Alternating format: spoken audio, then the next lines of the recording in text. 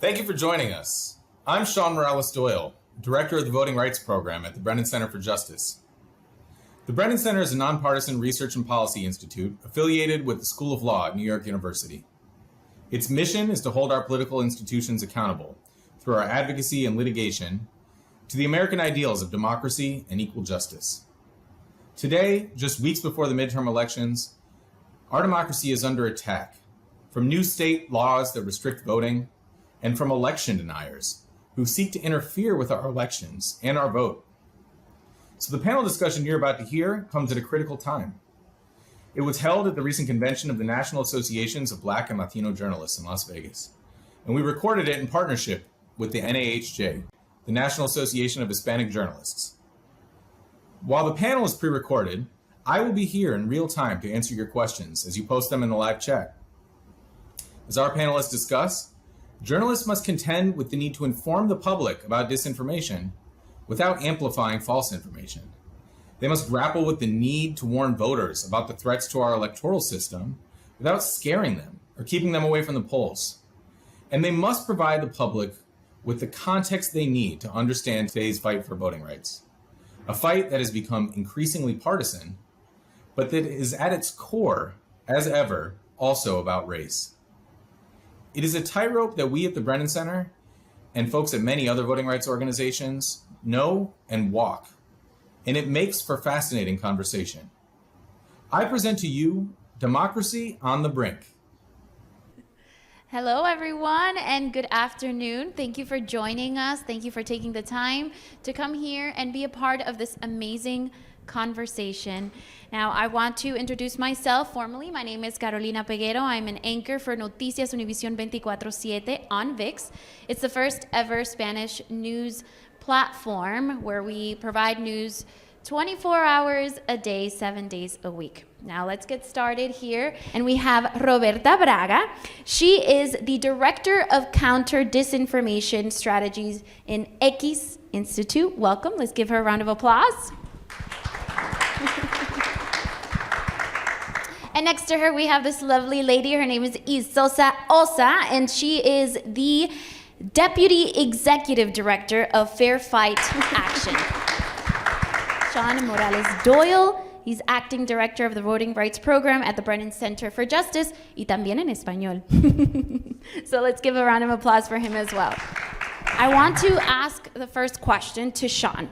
Now, with your experience in the Voting Rights Brennan Center for Justice, what is the difference about this year's midterm elections, even in an unprecedented time?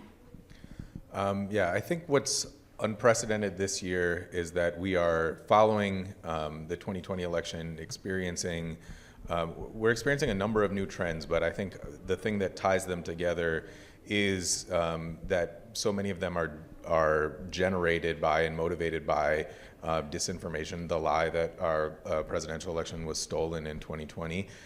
It's led to a whole lot of new things. One new thing that we've been tracking at the Brennan Center, for a little over a decade, we've been tracking every piece of voting rights legislation introduced in every state legislature across the country.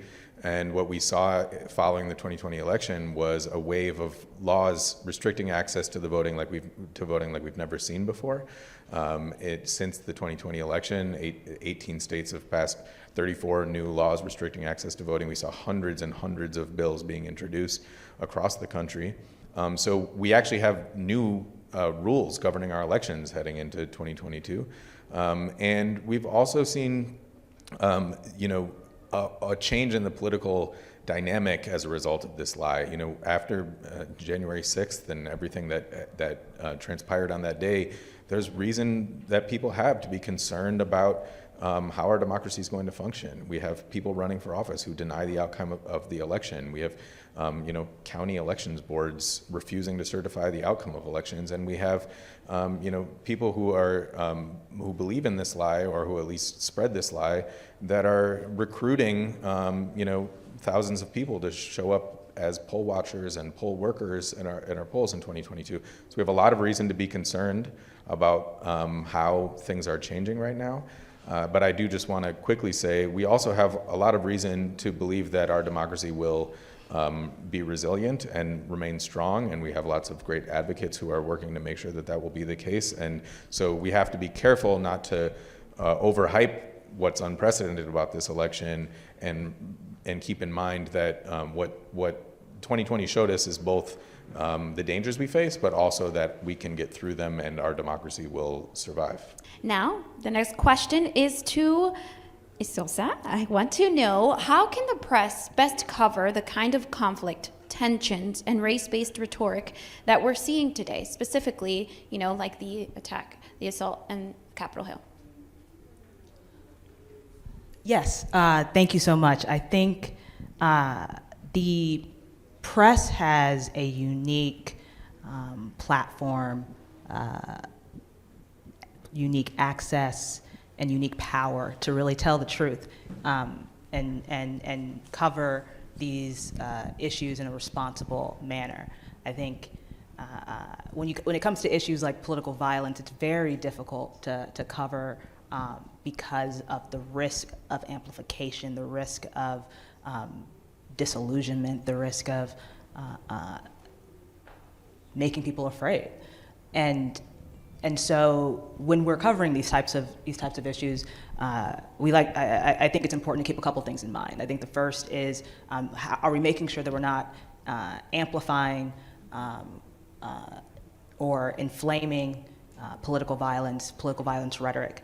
I think we've seen an increase in that rhetoric over the last 2 years and even the last few months, and I'm surprised at after we have gone through so much, I think, teachings on disinformation, how little we seem to have learned about how that very similar best practices also relate to conflict and tension. We should not be verbatim quoting white supremacists in our articles, right? A lot of extremists have a code and they know how to manipulate the media, and what they are saying is often not is often insightful and can help recruit. I think too, we have to make sure that the first thing we're doing in these articles is condemning violence. We're not amplifying what is being said, but we're condemning and making sure people know that this is not widespread, that this is almost always a faction or an individual, and that this is wrong. And state that first, not at the end of these articles. The third thing I would say is make sure that we're holding platforms accountable. We're never letting them off the hook for their role in increasing and allowing freedom of speech to equal freedom of reach. And I would say the fourth thing is making sure that we're being cautious of the impact that our stories can have to people on the ground. If election officials are being doxxed, literally saying that in an article is telling everyone that reads your article that person's personal information is available online. So we have to be very careful about how we cover these things. Press are very interested in political violence stories as we get closer and closer to an election, but it's probably not best practice to write a story on massive increases in political violence like the week of early vote. And we saw a lot of these stories drop in 2020 and had to do a lot of work to push back on them. And then lastly, I would say, make sure that we are always using the proper context when we're covering political violence. Voter suppression is not new. Political violence is not new for many Black and brown communities. We should make sure that we are including the full background and full context of how we cover these stories moving forward. Now, for Roberta, I would like to ask you, who are the actors spreading disinformation, and what role does the media have in countering false or misleading narratives? At ECIS, we occupy a really interesting space where we're both analyzing narratives, monitoring and analyzing narratives that are circulating both in English and Spanish in Latino spaces online. But we're also conducting research to try to measure something that I think is very new. Very few people have been able to do this, to measure the pervasiveness of disinformation in Latino spaces online and to what extent some of these narratives really stick.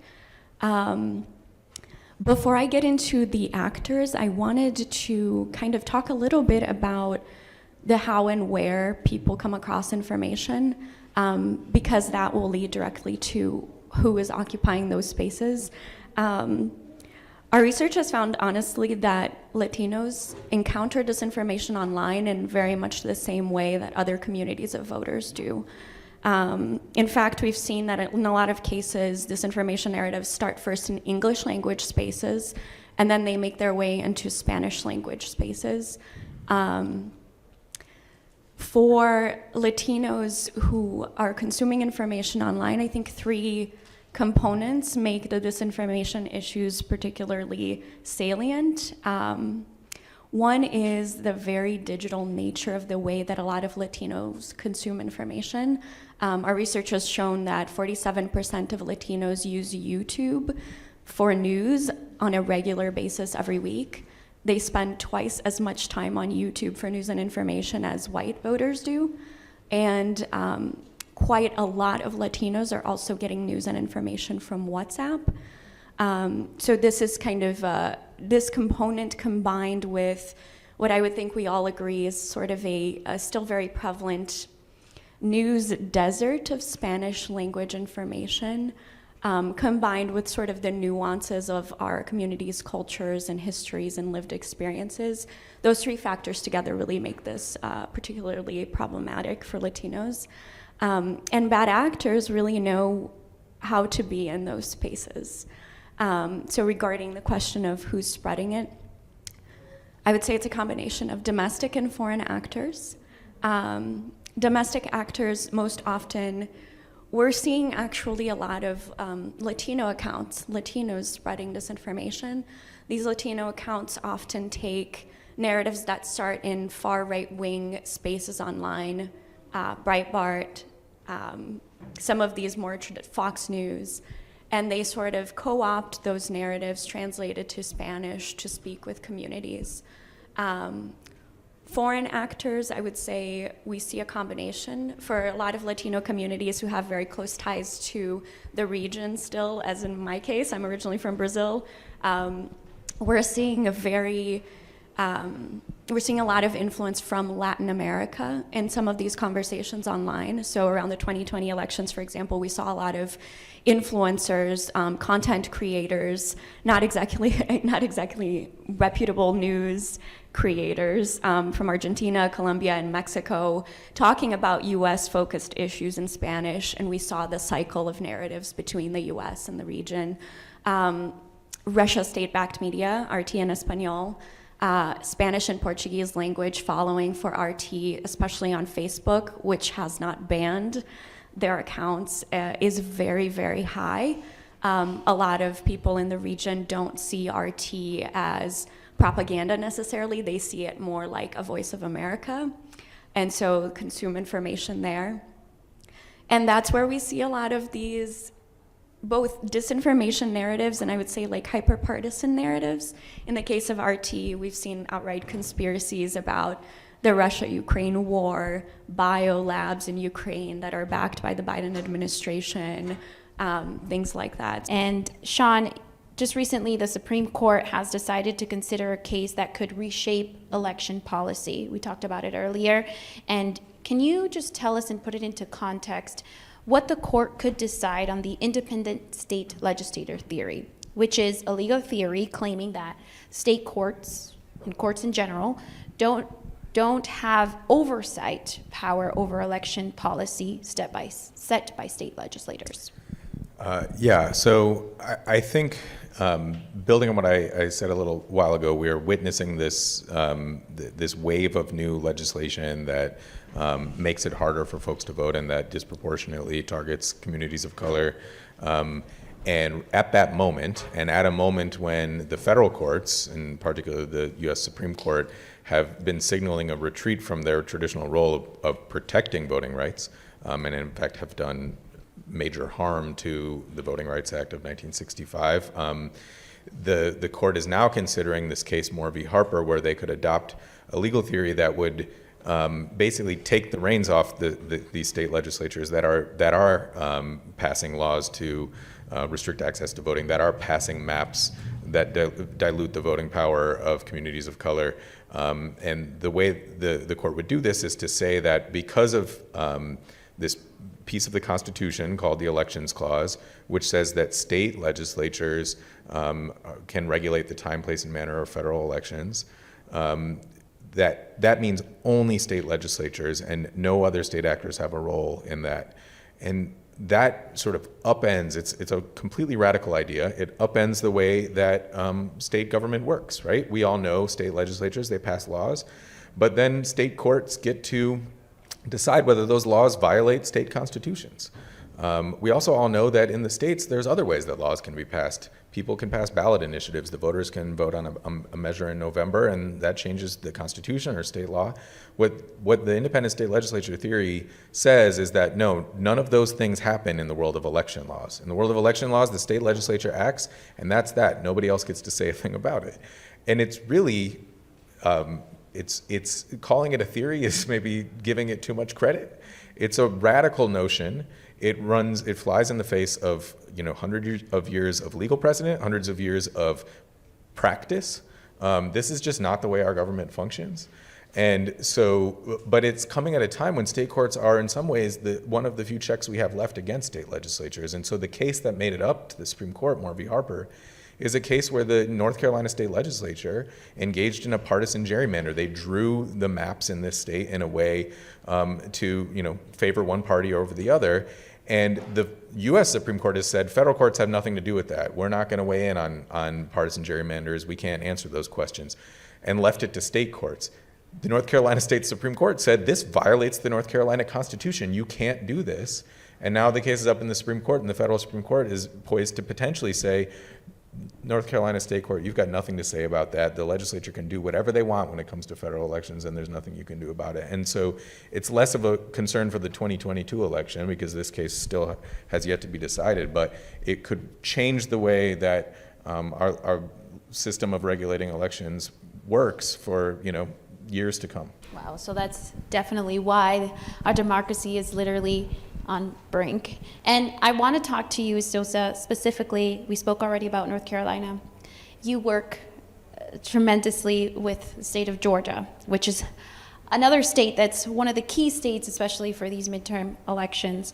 The Fair Fat Action is a voting rights organization that works on the ground, increasingly diverse parts of the country, like the state of Georgia, where Black and Latino voters should be gaining political representation.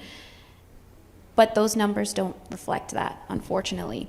What is the real impact on these voters in terms of the roadblocks they face with the new voting laws, like Sean mentioned, and the political climate of increasing conflict and tensions? Yeah, thank you for the question. Our founder, Stacey Abrams, also always says that when you break democracy for some people, you break it for everyone. And what we are seeing now is something unique, something different. Voter suppression is not new. Election subversion is not new. But we're seeing the deliberate undermining of the entire elections process, from election administration to registration to ballot access to certification. All aspects of the voting system are under attack in many, many states. And there are real world implications on the ground to your question. SB 202 passed in the state of Georgia. We just had a primary where we saw absentee ballot application rejection rates 7 times higher than they were last year, and disproportionately affecting Black and brown voters. Because of the SB 202, we have seen 25,000 voter challenges in the state of Georgia just this year. That is this idea where an individual can challenge the ability of a voter to be able to cast a ballot and to be able to remain on the rolls, and the ability to challenge an unlimited number of voters. And what we are seeing here is I think, to be expected in many ways when you think about how we came to be. And I think if your party, if the way that you think of the election system, if your fundamental belief about how the election system works is based off of a false belief of voter fraud, then the entire apparatus that you set up, whether it is laws, litigation, policy, tactics, strategy, the entire apparatus is going to be biased towards policing and not protecting the vote. And that's what we are seeing after the spread of all these anti-voting laws. We're seeing increased hypercriminalization of voting writ large across the country. We are seeing increased levels of threats and harassment against voters, against election officials. We're seeing the grandparents of election workers have to hide in the closets of their homes because people are banging on their door trying to make citizens arrests. We're seeing a unprecedented level of just vigilantism, of trying to police these different aspects of the voting process. It is something that we're increasingly concerned about across the country. In Georgia, we're seeing at election certification meetings, 30, 40 people show up, espousing lies. We're seeing at Board of Election meetings, these vigilantes coming to these meetings to push lies. Like that is very threatening for folks. That is very difficult for our county officials to deal with, and it requires a different. Voter protection just means something fundamentally different now. It means teaching and educating on de-escalation strategy. It means being an expert in disinformation. It means knowing how to what security needs to look like for election officials and voters. It means spending enormous amounts of money on curing ballots after an election because of all of the different laws that make it harder to vote. It means having a plan for what happens if there is if there is a close election. And we have these folks that have, it's not a disinformation amplification problem anymore. It's a disinformation saturation problem. You have all of these folks that have had those lies saturated, and it is going to be an incredibly difficult problem to overcome. It is going to require an immense amount of democracy reform and democracy protection. And that is why things like the independent state legislature theory are so unbelievably terrifying. The idea that the state legislature can pass more of these laws, can allow more of this vigilantism to, we saw bills to take away automatic voter registration, to take away absentee ballots fully, to take away drop boxes, to restrict the number of days of early vote, to get rid of early vote. We saw 50 different anti-voting laws pass in Georgia, or be introduced in Georgia. If this theory gets by, all of those will pass. And then we'll be stuck with Congress too? Yeah, I mean, we also saw bills introduced in places like, I don't know what's happening here. In Texas, the legislature came within hours of passing a bill in 2021 that had a piece of it that was literally titled "Overturning Election." In Arizona, a bill was introduced that would have given the legislature the power to reject election results. Now, the Arizona bill. Yeah, thank you. The Arizona bill didn't go anywhere, thankfully, and the leadership there, put it into every committee that they have in order to stop it from going anywhere. As you're saying, voter protection now is not just protecting voters, it's protecting the people who run our elections, it's protecting the poll workers, it's protecting the people who assist voters, the people who are there to hand water out to voters who are waiting on lines. They are going, the folks who are trying to restrict access to democracy are no longer just targeting voters, they're targeting the entire process, like you said, and we are now seeing an exodus from the election official positions. People are scared to run our elections because of the threats that they face. The Brennan Center did a survey that showed most election officials these days are getting threats. They're facing threats of violence, so they're leaving their jobs. And poll workers are hard to recruit when they know they have to face these kinds of things. So it isn't any longer just about protecting voters. It's about protecting the whole system, because the whole system has come under attack. But we want to be able to have a solution to all of this, right? We want to be able to not only take away that fear from our voters and our communities, our Latinos and Afro-Latinos, African Americans, Blacks, Asians, all of our minority communities, on how we can fix this problem. And as journalists, that's of course our jobs, and also as organizations that offer these opportunities and these resources that we can rely on. So Roberta, I just want to ask you quickly, what do you wish journalists knew about disinformation when they're putting together their stories and they're a couple seconds before going on air, and are very careful at that moment when we are in, a political environment where a simple word, a phrase can mean a lot? Well, I have a lot to say about this, actually, but I will start by sharing some findings of a poll that we did earlier this year, because I think it'll help journalists understand how Latinos consume disinformation or deal with it when they come across it. So we conducted a poll from January to February of 2,400 Latinos, where we tested 8 disinformation narratives, and some were left-leaning, some right-leaning, some nonpartisan, some COVID-related.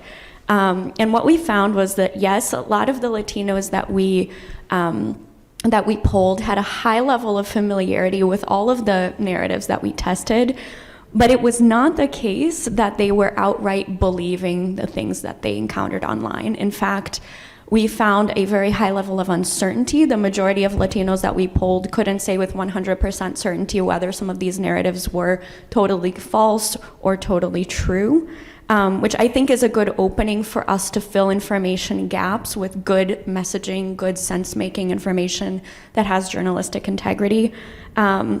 The other thing we found that I thought was incredibly eye-opening was that the Latinos that were both most exposed and most skeptical were not fringe news consumers. They were getting their information from major social media platforms, which goes back to my point about being where Latinos consume information.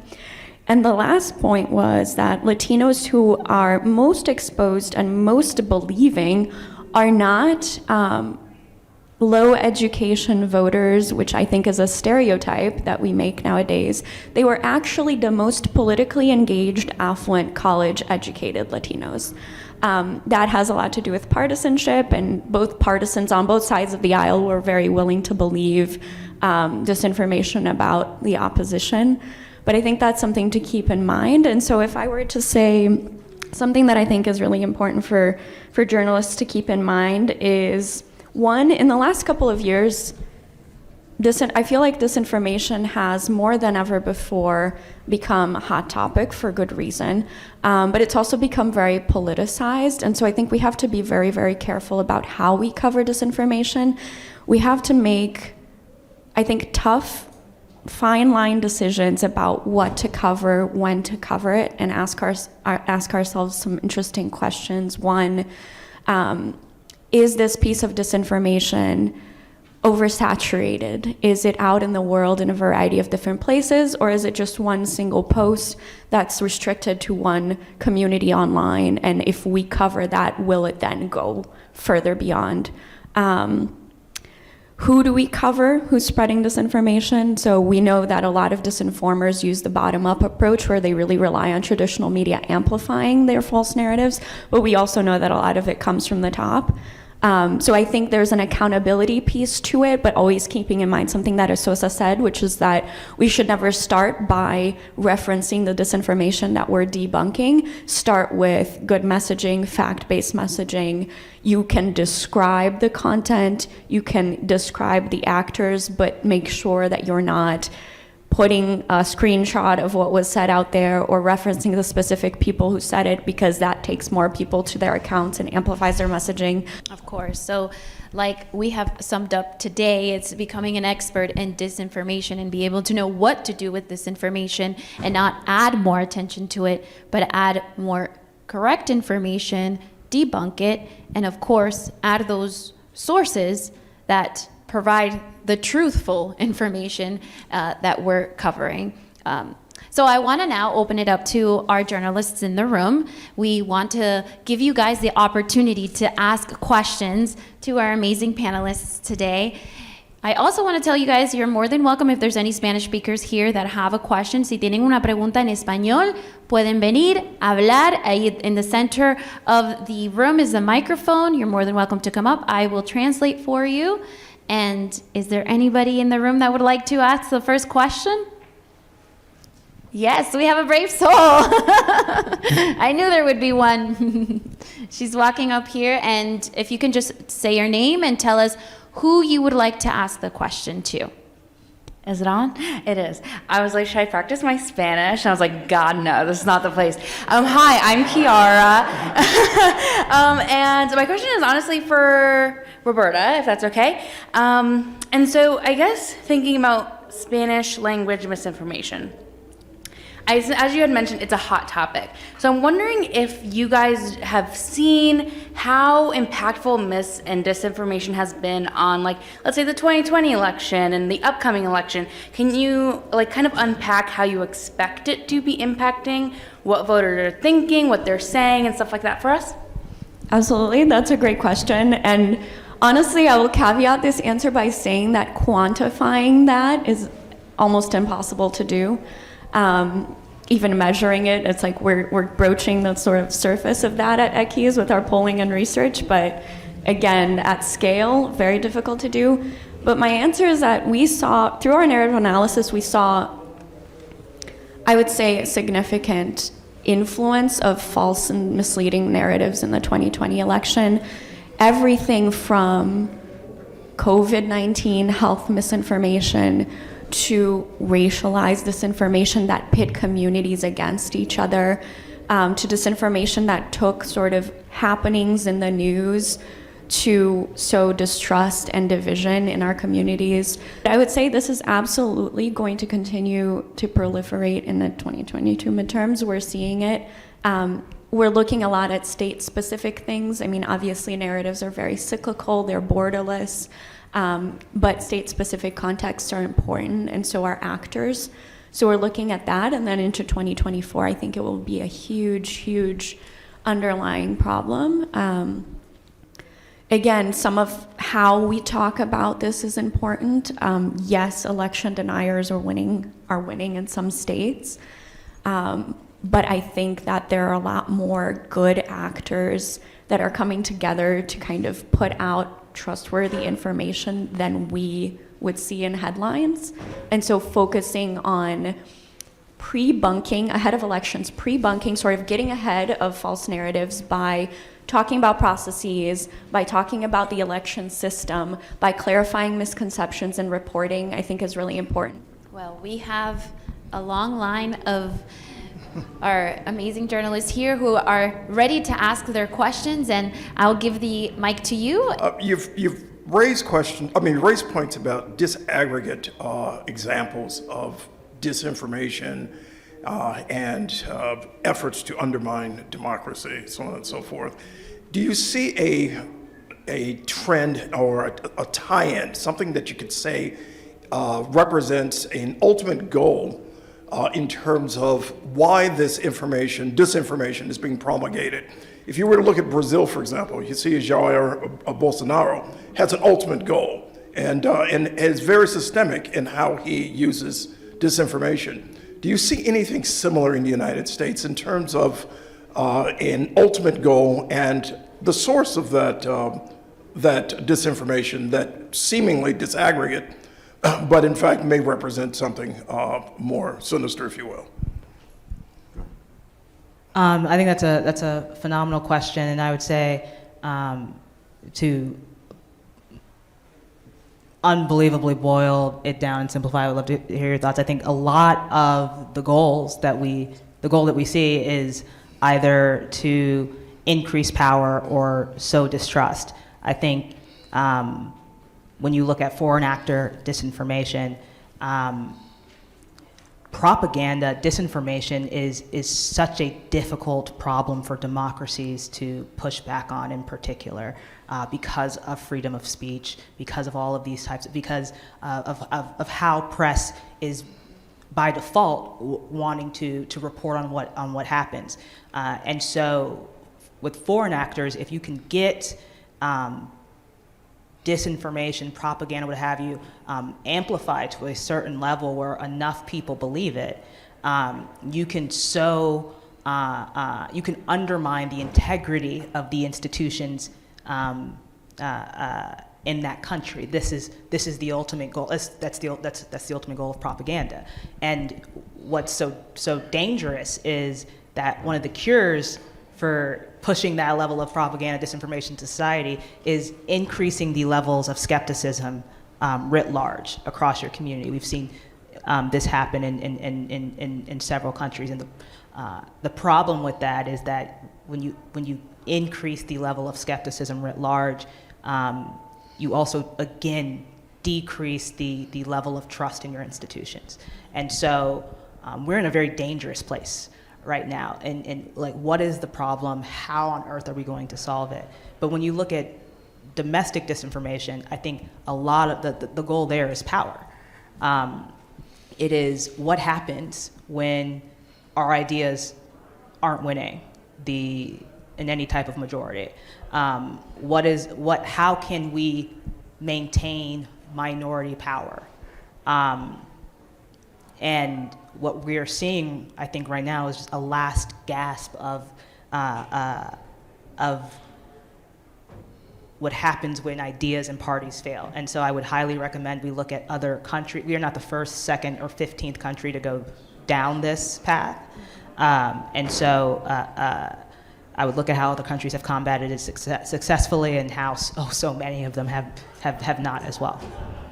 It's a huge plus one to what I also said. I think it's generating uncertainty and then questioning institutions. In Brazil's case, it's painful for me as I'm a dual citizen. And I worked on disinformation in a previous role. I worked on disinformation in Brazil, specifically in the 2018 elections.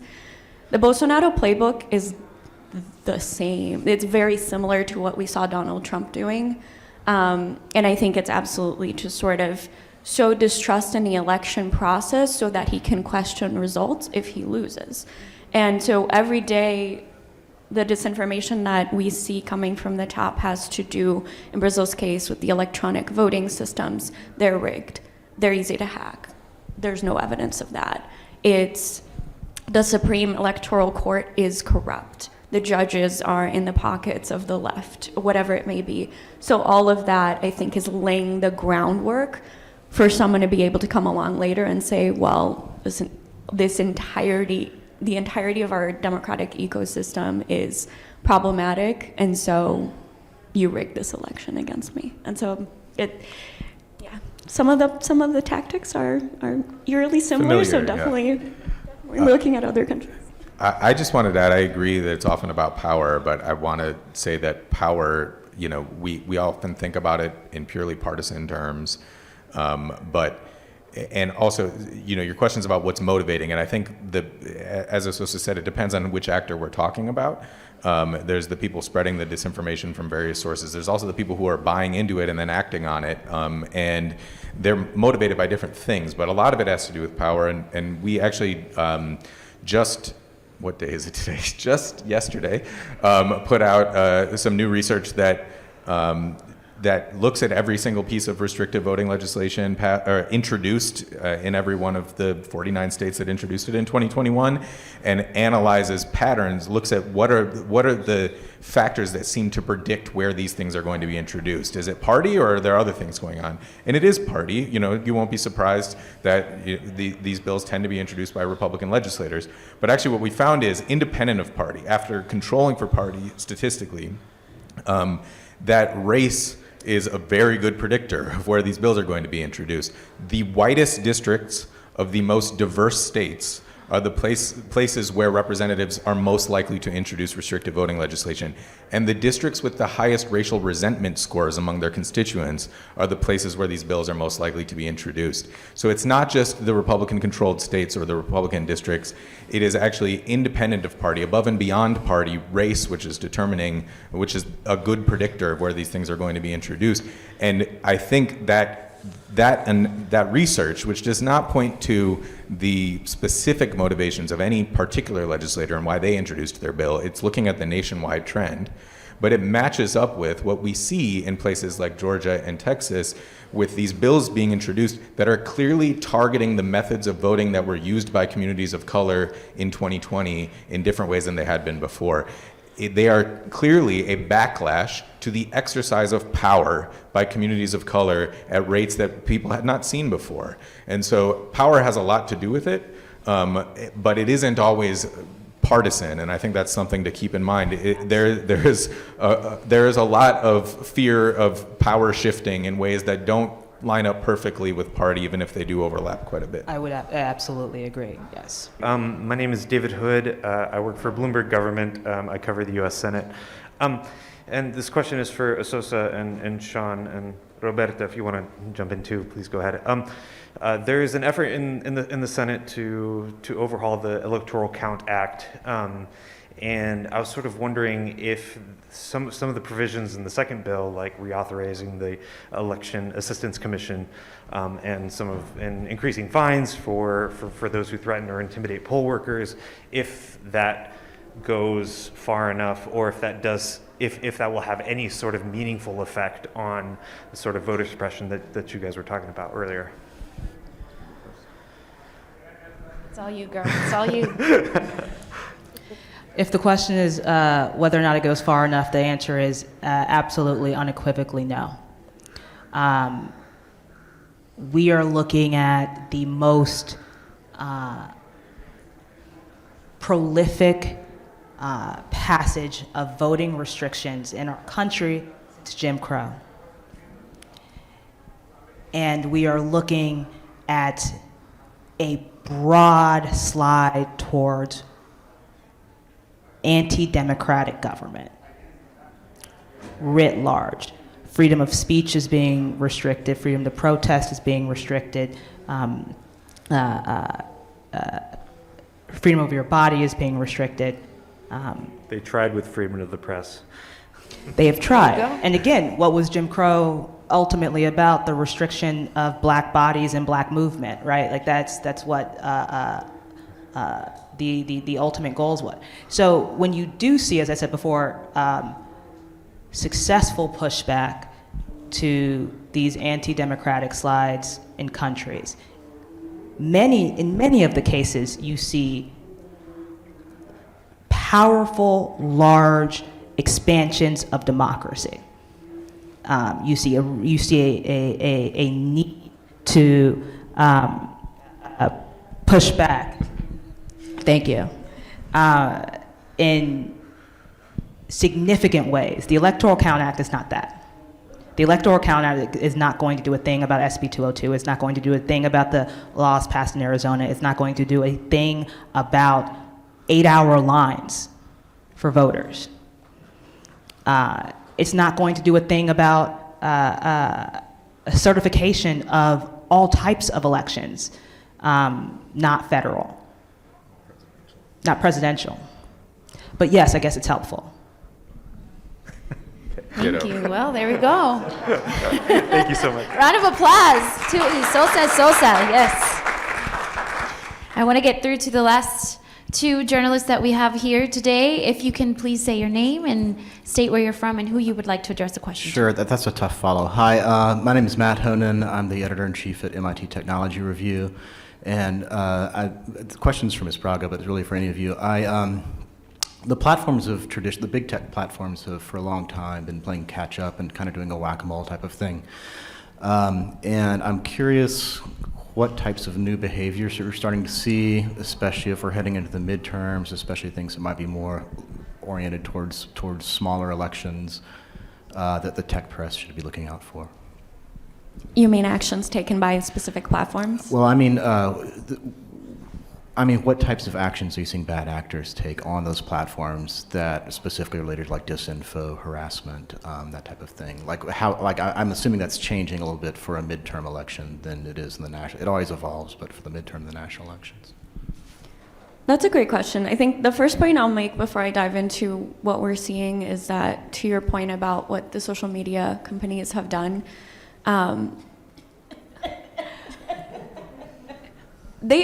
to be fair, the companies have put a lot of money all over the world into funding third-party organizations that work to counter disinformation, fact checkers, news initiatives, what have you.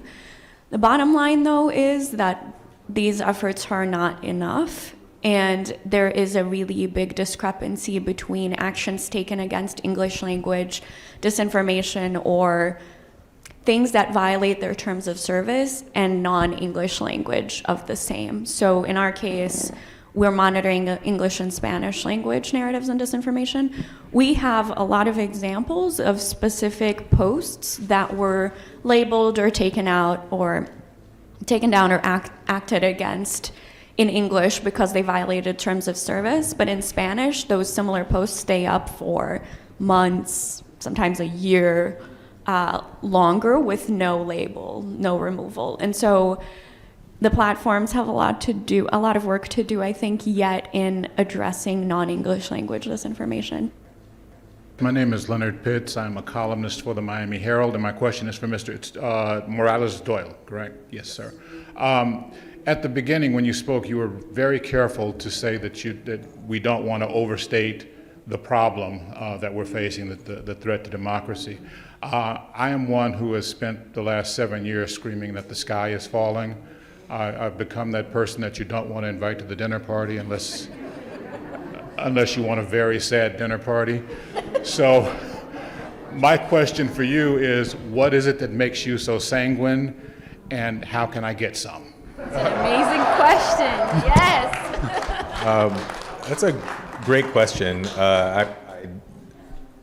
My mic's going to get one. I think we got this. I think it's this one. One of these. This seems to be all right. I think that I just want to be careful that I'm not playing the role of alarmist too much.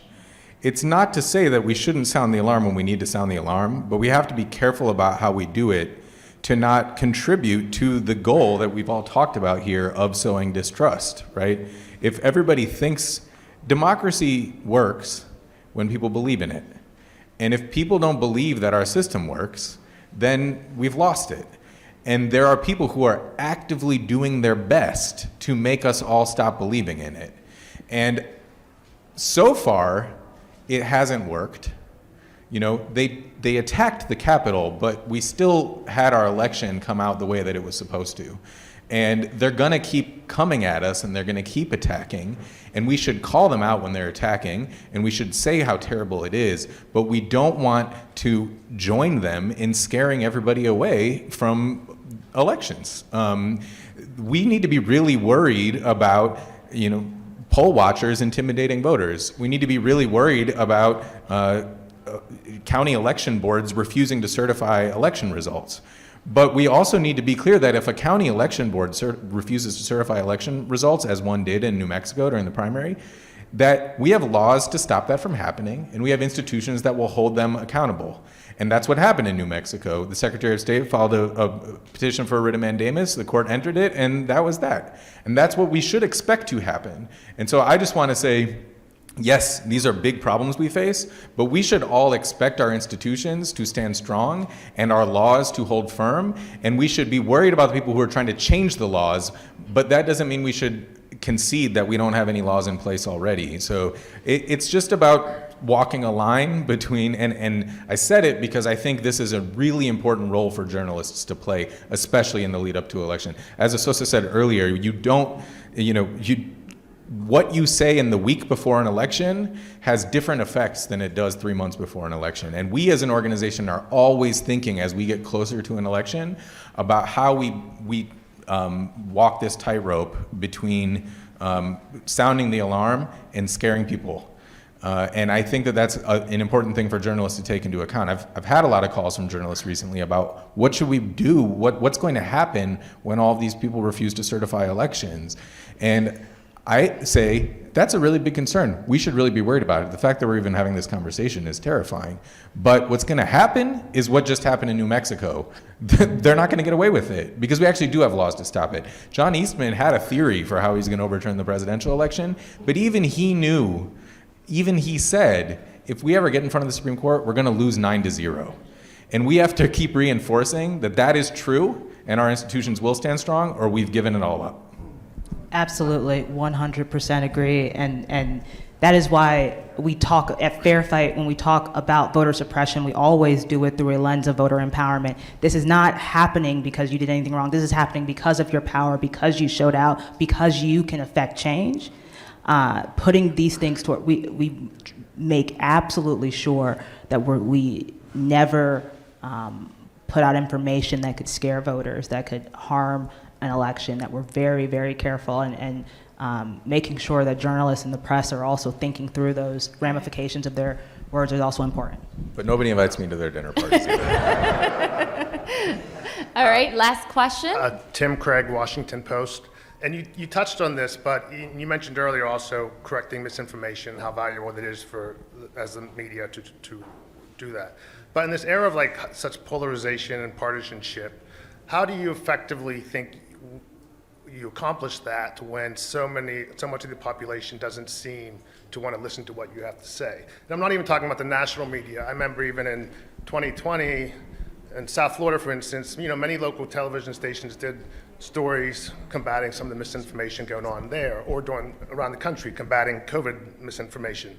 But it still does not seem to be having an effect in this era of partisanship and polarization. Do you have any thoughts on how we as the media could be, trying to make our jobs more effective to reach more people, or is the die sort of cast already on that?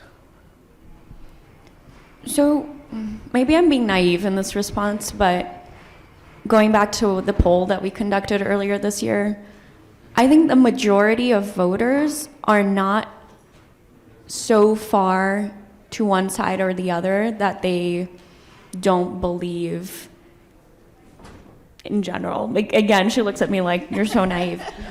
The majority of people are just uncertain, I think, in what to believe. And so the role of journalists here is to fill the void, again, with sense-making information. To your question about how to do it, I again go back to kind of being innovative and making sure that you're in the spaces where people are consuming information, YouTube, WhatsApp. I think that there's a lot of opportunity for journalists to adapt the content that they put out. For example, TikTok is becoming, not just among young Latinos, but among young voters in general, is becoming a source of search for news. So a lot of people are starting to go to TikTok to search, not to Google, for example. And so being where they are, I've had young Latinos tell me the Washington Post has a really amazing TikTok channel where they share not just news, but information that's contextualized in a fun, culturally contextualized way for people to consume and make sense of the world. And so I think there's some adaptability there. And then for fact checkers in general, this is something we recommended way back in 2018 when I was at the Atlanta Council.